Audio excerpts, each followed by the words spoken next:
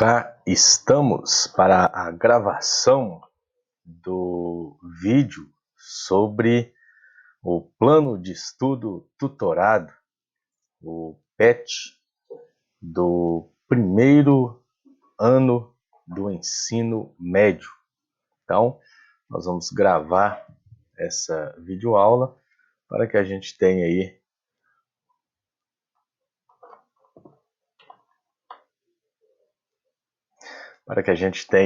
a melhor qualidade dos nossos aprendizados, a oportunidade que a gente tem de poder, fazer um grande trabalho neste ano de 2021.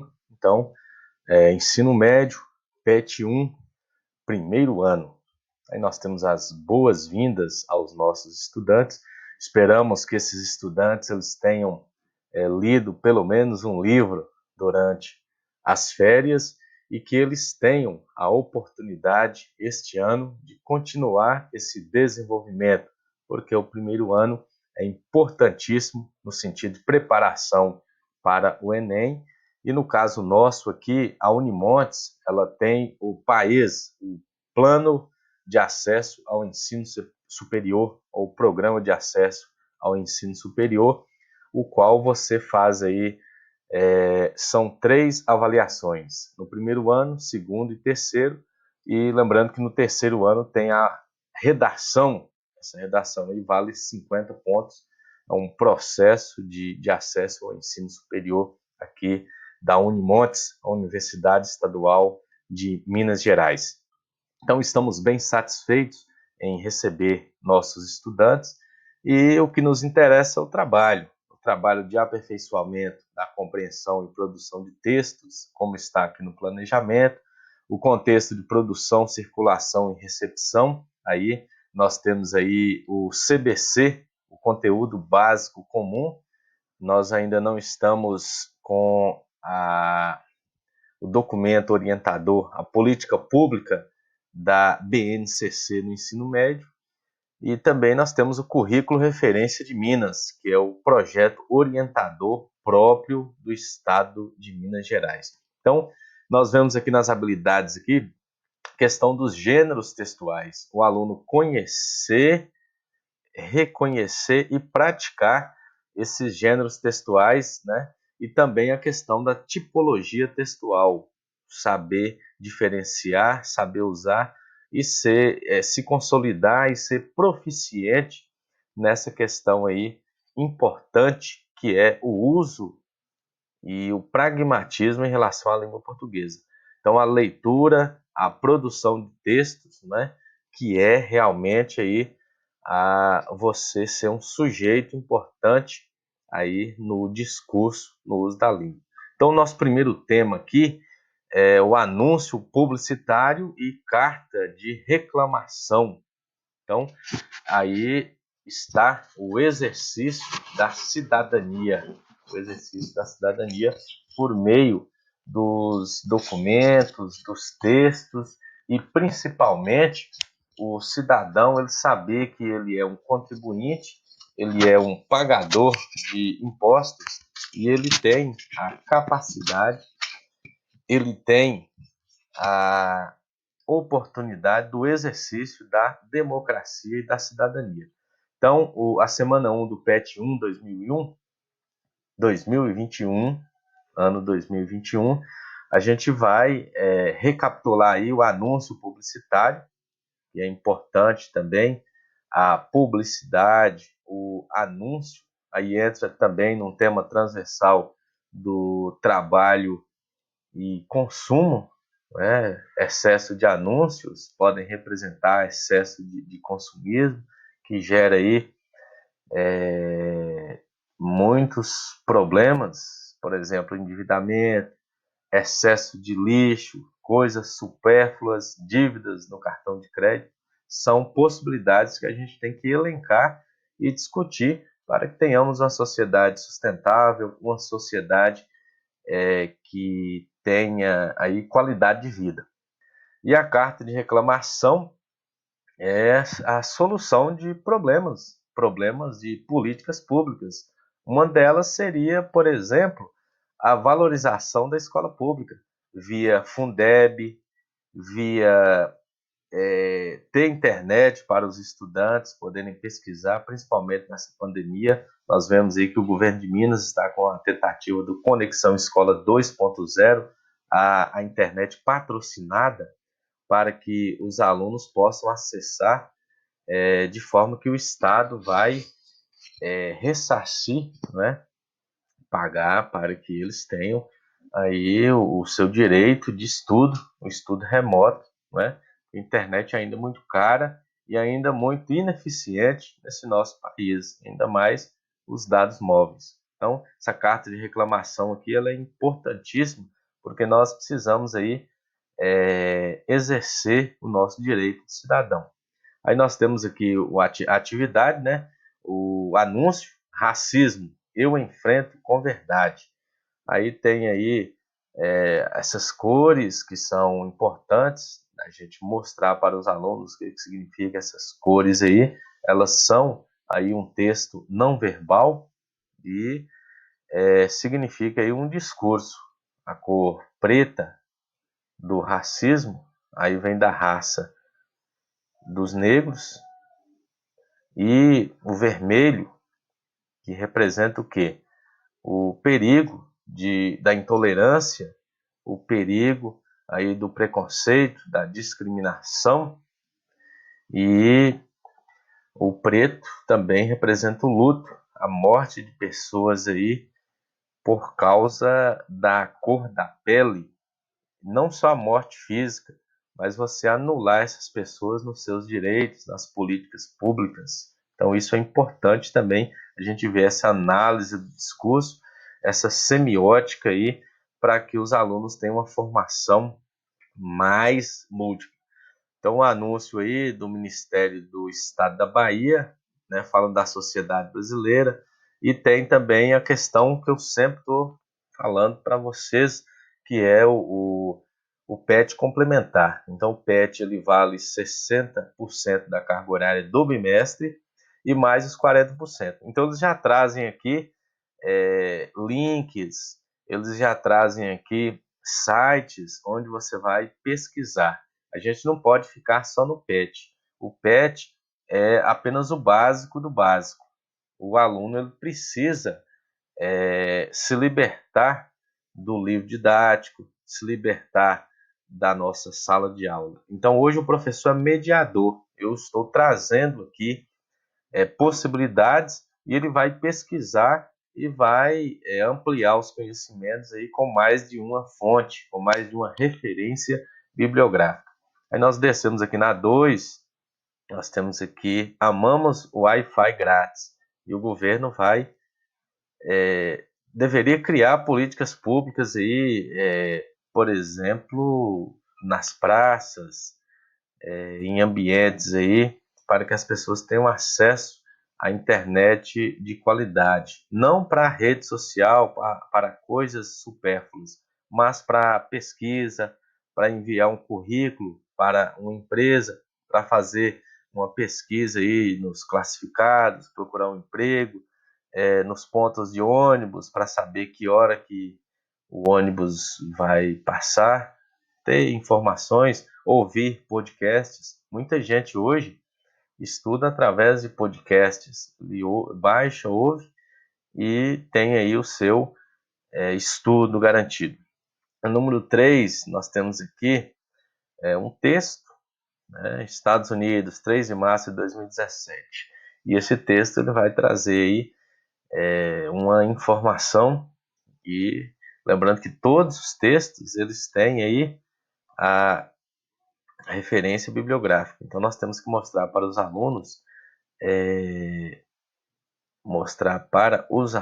pessoal, a questão de referência bibliográfica, do texto científico, né? Quando eles forem pesquisar, quando eles forem produzir um resumo, uma resenha, qualquer gênero textual, é importante que eles coloquem a referência bibliográfica. Mesmo que seja uma pesquisa do dicionário, eu sugiro sempre que ele copie a referência bibliográfica e, se possível, para agregar mais valor às páginas onde ele pesquisou.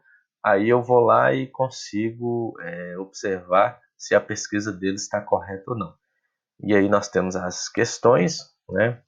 Aí as características do gênero textual, que é a carta de reclamação, e falando aí sobre o uso efetivo dessa carta, se houve sucesso com relação a essa reclamação e como que essa remetente, essa pessoa que escreveu essa carta, ela mandou aí a situação, mandou a informatividade, situacionalidade, intencionalidade, intertextualidade, se ela pesquisou em outras cartas de reclamação, se o texto estava coerente, coeso, se a informação chegou com qualidade aí ao destinatário. Aí nós temos as referências do material que foi trabalhado nessa primeira semana do PET 1, e agora nós vamos seguindo para a semana 2. A semana 2 aí já vai trabalhar morfossintaxe, ou morfossintaxe. Aí nós temos duas habilidades. Uma habilidade que ainda é do ensino fundamental nono ano, e a outra também, né? Até uma habilidade que foi modificada. Aí nós temos aqui a gramática tradicional, que é regência verbal e regência nominal, e a outra regência verbal e regência nominal nos textos escritos ou situações orais. Então a comunicação ela não pode ficar só na escrita. Claro que a gente tem que aperfeiçoar a escrita porque a gente vai trabalhar isso praticamente na sala de aula. Que o aluno que não pega no caderno em casa, que os pais não exercem a autoridade familiar de organizar o estudo desse aluno, colocar horários, disciplina, ele vai ter acesso à escrita só na escola. Isso é uma grande verdade que eu falo para vocês. E a gente vai trabalhar esse gênero escrito, né? E a oralidade a todo tempo, nós estamos exercendo a oralidade. A gente fala muito mais do que escreve, é claro.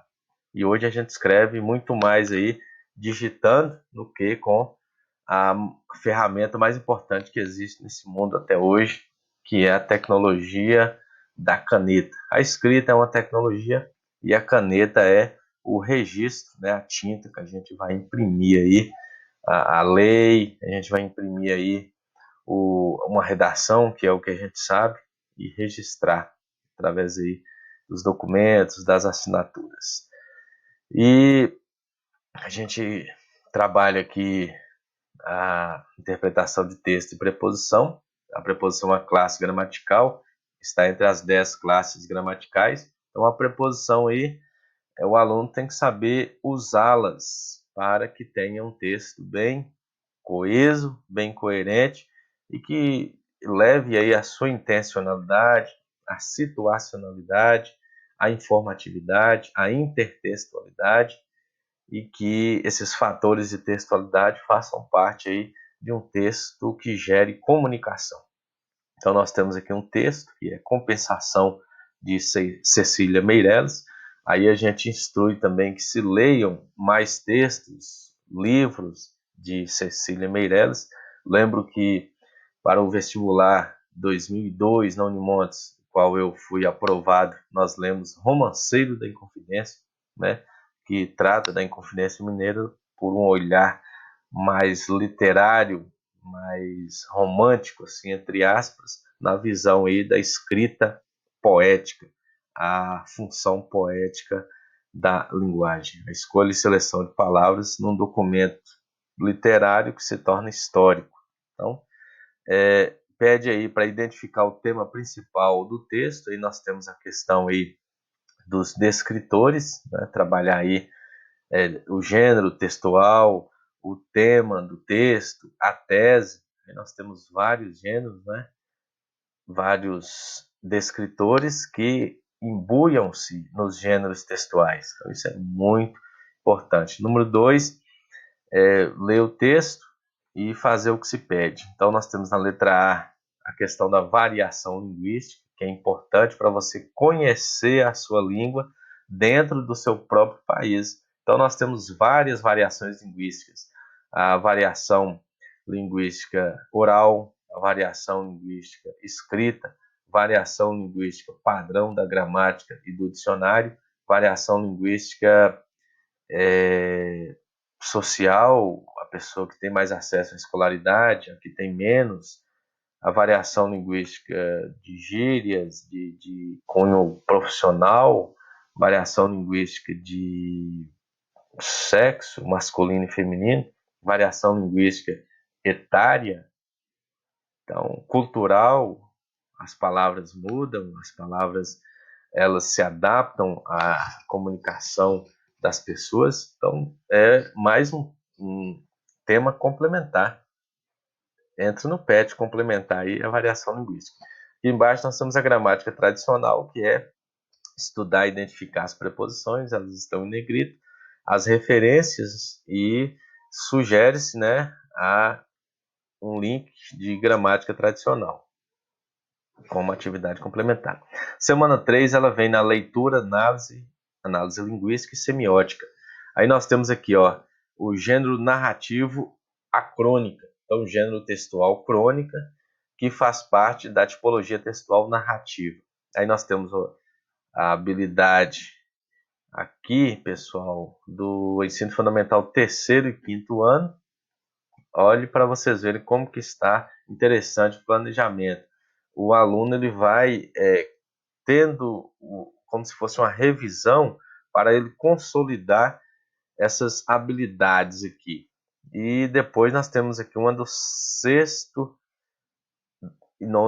ao nono, de sexto e nono ano, para aqui o aluno já está mais maduro e analisar aqui o gênero textual aí com um foco na questão aí do discurso direto e indireto, as vozes do texto, as polifonias, quem fala, e a valorização, no caso aqui, do imaginário brasileiro, essa literatura, essa crônica, né? Linguagem, suas tecnologias, ciências humanas e sociais. Então, uma interdisciplinaridade também. A gente sempre trabalha isso. Às vezes, de forma mais velada, mais oculta, mas as aulas, elas trazem a parte histórica, a parte social, a parte filosófica, matemática também a gente trabalha muito. Não é? Por exemplo, o texto está na página 50. 50 é o número, é matemática. Então, o tema aqui vai ser o texto narrativo, a crônica, identificar, não é, os elementos do texto narrativo, os personagens, o foco narrativo, o discurso, o tempo. Então, nós temos aqui a explicação aqui, o enredo, história, personagens, muito importante. E a história, nós temos um texto aqui intitulado A Metamorfose. E esse texto aqui ele é clássico, de Luiz Fernando Veríssimo, que nos remete a Kafka, com o livro A Metamorfose. Então, imagine se o aluno pudesse ler o texto de Kafka e depois fazer a intertextualidade com Luiz Fernando Veríssimo. Inclusive, ele cita Kafka. Não significa nada para Kafka, não significa nada para as baratas. Ele faz uma provocação literária aqui de cunho intertextual. Então, para ter uma bagagem de leitura, precisa ler. Ninguém consegue fazer como eu faço aqui no meu notebook. Eu chego aqui com um pendrive, um HD externo e insiro informações. Eu vou lá no meu Google Classroom, sala de aula, e tenho acesso ao Drive, aos formulários. Eu estou usando, inclusive, agora o Google Formulários, acesso ao OneDrive, que eu uso também para guardar na nuvem os meus documentos. O cérebro humano é diferente. Ele trabalha com estímulo-respostas. Então, a leitura é o estímulo, o texto, e a resposta é aquilo que a sociedade, o seu interlocutor, vai exercer vai exigir dele. Aí, se ele ler o texto, ele vai comungar aquilo que ele aprendeu. Nós temos a questão 1 aqui, né? Quais são os 5 elementos narrativos do texto? Lá em cima você vai pesquisar. E só relembrando, a redaçãozinha. O que é redaçãozinha? Você pega trecho do enunciado, do comando, e vai montar a sua resposta. Por exemplo, os 5 elementos narrativos do texto são... Aí você fala, personagens. Você pode até citar quais são os personagens. O tempo, você cita. O tempo do texto é passado, presente ou futuro. Cite características do gênero crônica presentes no texto. Então você vai pesquisar.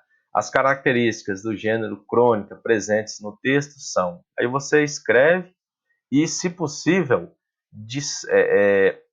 você vai conceituá-los aqui. Aí sim você vai ter um conhecimento muito avançado, e depois que você voltar revisando, lembrando que eu oriento os meus alunos a estudarem com uma fórmula muito interessante: 30% leitura, 40% resolução de exercícios e 30% redação. Então você vai ler, você vai resolver os exercícios e você vai escrever. E você pode montar até um diário com isso. Por exemplo, hoje eu estudei tal e tal matéria, aprendi isso e isso e isso, e não assimilei tal assunto. Amanhã pretendo retomar. Então, essa gestão de registro, quando chegar a hora de você prestar um concurso vestibular, você vai ter realmente a consolidação do conhecimento.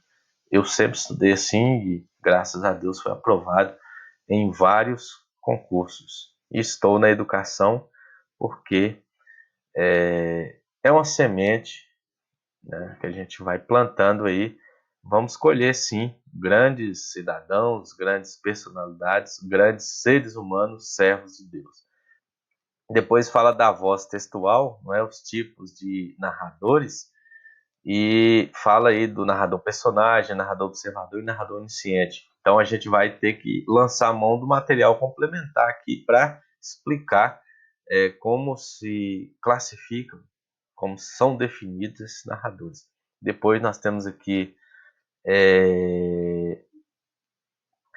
o texto, o enredo do texto, né? A metamorfose, a transformação, aí a barata transforma em um ser humano, e falar aí sobre a simbologia das baratas, a simbologia do ser humano, né? Na literatura, no imaginário, como que se dá isso. Aí nós temos aí mais as referências, né?